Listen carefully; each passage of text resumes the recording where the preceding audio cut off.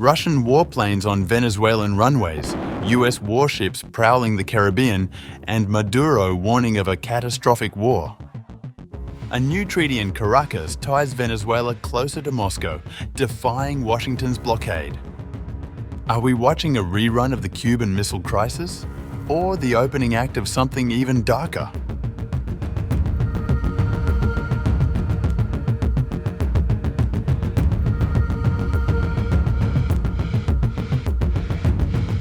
Venezuela's National Assembly has taken a decisive step towards cementing its alliance with Moscow, preliminarily approving what officials call a Strategic Partnership and Cooperation Treaty with Russia.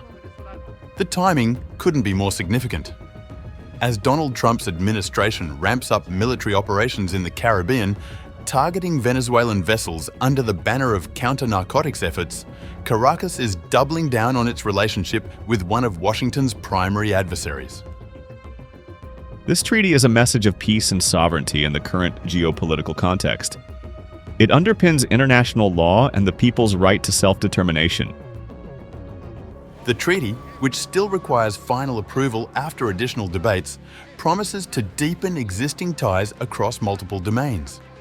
While the full text remains classified, DAZA confirmed it expands cooperation in the energy, defense, and technology sectors. Perhaps most notably, the agreement establishes a formal commission to oversee implementation, suggesting a long-term commitment. This legislative move builds on momentum established earlier this year when Presidents Nicolas Maduro and Vladimir Putin signed a comprehensive 10-year cooperation agreement. That deal granted Venezuela access to Russia's GLONASS navigation system, among other strategic benefits. Maduro's recent trip to Moscow for World War II victory celebrations underscored the personal dimension of this alliance. The Venezuelan government has consistently denied US accusations of narco-terrorism, with officials arguing the country plays no significant role in drug production or trafficking. UN Office on Drugs and Crime reports appear to support this position, identifying Venezuela as having no record of drug production and a marginal role in terms of transit. Yet Trump's administration has placed a $50 million bounty on Maduro's head and ordered what it describes as the largest naval deployment in Caribbean waters in decades.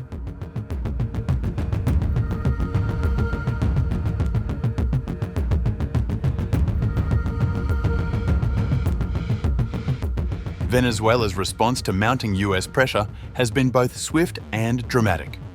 The country's military has deployed over 2,500 elite troops to La Orquilla Island in the Caribbean, launching exercises dubbed Sovereign Caribbean 200. But it's the aerial component that has captured international attention and likely raised eyebrows in Washington. Venezuelan Air Force footage reveals Sukhoi Su-30 fighter jets equipped with Russian Kh-31 Krypton anti-ship missiles lined up on runways before takeoff. These aren't aging Soviet-era aircraft gathering dust. The Su-30 flanker represents sophisticated fourth-generation technology, originally designed to compete with America's most advanced fighters, including the F-15 Eagle and F-14 Tomcat. Defense Minister Vladimir Padrino outlined the scope of the exercises. The Caribe Soberano 200's maneuvers involved 12 ships, 22 aircraft, and about 20 vessels conducting amphibious landings and air operations. The choice of weaponry sends an unmistakable message. The Kh-31 missiles carried by Venezuela's Sukhoi can reach speeds of Mach 4.5, making them extremely difficult to intercept. These weapons were specifically acquired from Russia between 2007 and 2008, according to the Center for Analysis of Strategies and Technologies. Venezuela operates both anti-ship and anti-radar versions of the system, giving its Air Force significant strike capabilities against naval targets. Trump's forces have already demonstrated their willingness to use lethal force, attacking 3 Caribbean vessels in recent weeks. The president claimed, without providing evidence, that each destroyed vessel carried narcotics sufficient to kill more than 25,000 Americans. 17 people died in these strikes. escalating tensions to levels not seen since the Cold War era. We are prepped to go where the nation needs us. We are doing things that you'd expect out of special operations, just in the sense that we need to be ready to go.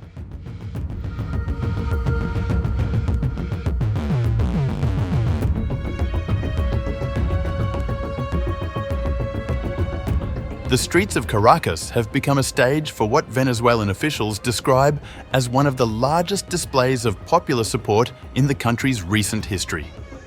Thousands gathered on Bolivar Avenue in a mass rally designed to demonstrate unity between civilians, military forces, and police.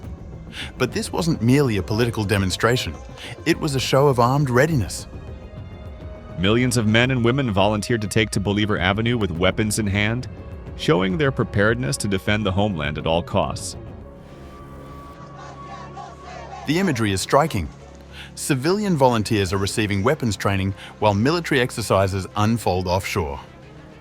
Naum Fernandez, head of the Caracas government, articulated the broader stakes. We reject the domination of any empire. We do not want to be under the control of any empire. Maduro has taken the unprecedented step of evaluating a declaration of external unrest, a constitutional provision that would grant extraordinary powers for 90 days, renewable for another 90. This false narrative seeks to impose a state of violence in the Caribbean and South America, threatening to escalate into a catastrophic war across our entire continent. An attack on Venezuela would mark the beginning of such a catastrophic war in the Caribbean and South America.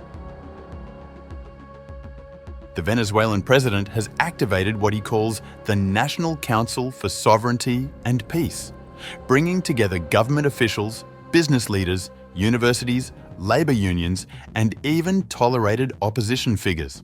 This broad coalition reflects the severity with which Venezuelan leadership views the current crisis.